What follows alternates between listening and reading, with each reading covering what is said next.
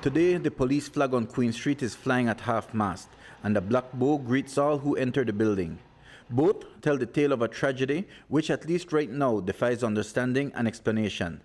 At around 1:45 this morning, PC Eduardo Gonzalez shot himself in the head with his private weapon in front of two brother officers on these steps as they worked the night shift.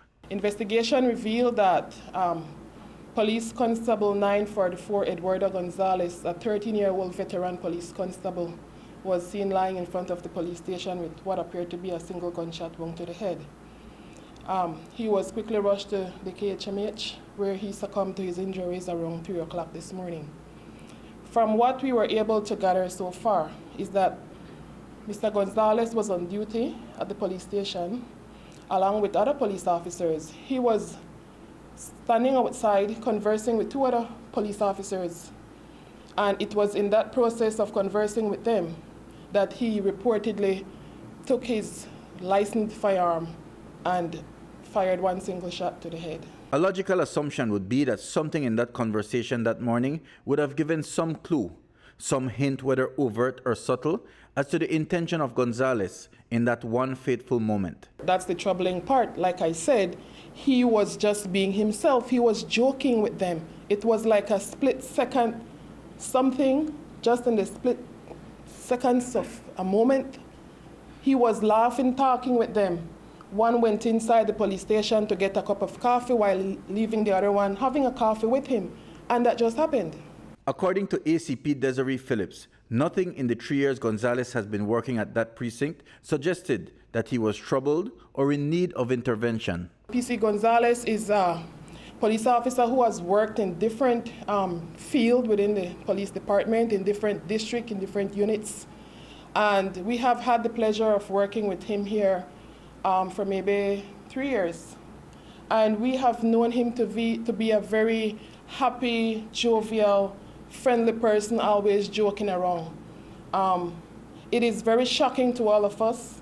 The entire police department is saddened by his passing. We're very devastated. Devastated and trying to deal with it as best they can. That includes counseling for the two officers who witnessed the suicide, provided by the Employee Assistance Program under the auspices of the Ministry of the Public Service. I think what can be learned from a situation like this is that we can never underestimate or underdetermine a person's pain or hurt, because the truth and the reality is that everybody is struggling with their own battles, with their own issues. And like I said earlier, if you don't speak out of what is bothering you, then the help for you is limited. He was very jovial and so forth. So it is very difficult for us at times to identify when officers are going through problems. But nonetheless, we have a very effective employee-assisted program through the Ministry of Public Service, where we have a cadre of counselors that are provided for officers who we believe needs counseling, and some of them who would volunteer to be counselors as well. As a matter of fact, there were two officers who witnessed the shooting, and already Ms. Phillips will be able to speak to this, that we have had counselors brought in and are counseling them.